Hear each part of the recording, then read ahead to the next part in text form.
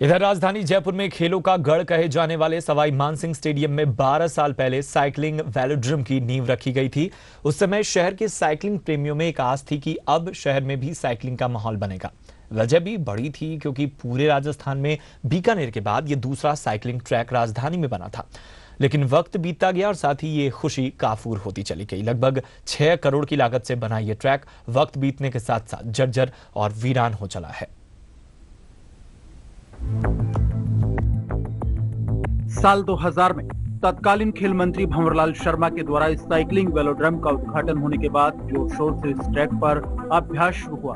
दर्जनों साइकिलें इस ट्रैक पर सुबह से शाम दौड़ती। सरकार ने भी न सिर्फ इस खेल के लिए आर्थिक मदद दी, बल्कि खिलाड़ियों को अभ्यास के लिए 8 महंगी साइकिलें भी उपलब्ध करवाई। आनन फानन में साई सेंटर से योग्य कोच की भी नियुक्ति यहाँ कर दी गई। यह सब कुछ ठीक चल रहा था, लेकिन यह खुशी सिर्फ 16 महीने तक ही कायम रह सकी। उसके बाद शुरू हुआ इस ट्रैक के पतन का सिलसिला।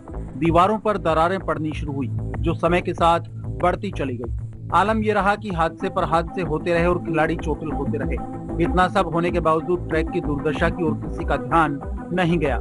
इस खेल को बढ़ावा देने वाली संस्था राजस्थान साइकिलिंग एसोसिएशन ने ही खिलाड़ियों के सपनों को ताक पर रखते हुए इस ट्रैक से मुंह मोड़ लिया। इसके अलावा इसके निर्माण को लेकर वाहवाही बटोरने वाली और राज्य में खेलों को संरक्षण प्रदान करने वाली संस्था राजस्थान राज्य क्रीड़ा परिषद का मोह भी इस ट्रैक से भंग हो गया। इस खेल के लिए शर्मनाक बात यह है कि राजस्थान साइकिलिंग एसोसिएशन की कमान पिछले 10 सालों से ऐसे व्यक्ति के हाथों में है जिसका नाम राजनीति के क्षेत्र में बड़े सम्मान के साथ लिया जाता है। वो भी इस खेल की दुर्गति को रोकने में नाकामयाब रहे। पिछले कई सालों से हालात ये हैं कि खिलाड़ी और कोच कई बार अपना दुखड़ा लेकर खेल मंत्री और खेल परिषद कार्यालय में लिखित शिकायत कर चुके हैं, लेकिन स्थिति जस की तस है।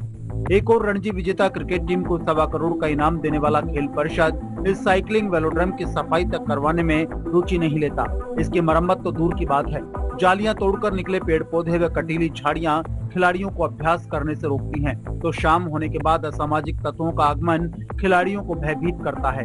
इस साइकिलिंग वेलोड्रम की देखरेख और सुरक्षा के लिए ना तो कोई गार्ड है और ना ही कोई कर्मचारी। अब सोचने वाली बात यह है कि क्या देश में क्षेत्रफल की दृष्टि से सबसे बड़ा राज्य अपनी गोद में एक साइकिल ट्रैक को जिंदा रखने में सक्षम नहीं है। साइकिलिंग वेलोड्रम, इस दीवार से न केवल यह नाम मिट रहा है, बल्कि मिट रहा है इस खेल यानी साइकिलिंग का वजूद। शहर की युवा प्रतिभाओं को निखारने के उद्देश्य से बनाया गया है ट्रैक आज अपनी अंतिम सांसें गिन रहा है। अब खेल परिषद को यह सोचना है कि वह इस ट्रैक को जिंदा रखने के लिए क्या प्रयास कर सकता है। कैमरामैन अनिल शर्मा के साथ मनोज कुमार शर्मा, ईटीवी न्यूज़, जयपुर। और यहाँ